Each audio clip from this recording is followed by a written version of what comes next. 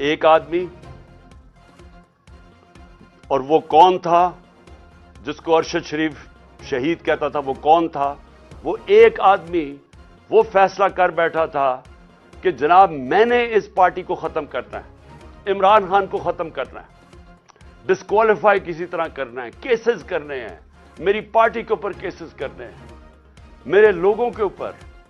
जो शहबाज गिल से किया गया, जो आजम स्वाति से किया गया, जो जमील फारूकी, जो अरशद शरीफ जैसे लोग, जो ये समझते थे कि हमारी हमायती हैं या वो हमारे लिए लिख रहे हैं या हमारे लिए बोल रहे हैं, उन सब पे तशद्दुद किया गया।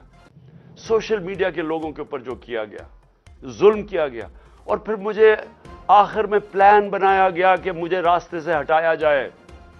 जब पता चला कि कोई केस भी काम नहीं कर रहा, इलेक्शंस धांधली के बावजूद भी हम जीत रहे हैं, तो फिर फैसला किया गया कि मुझे मार के रास्ते से हटाया जाए।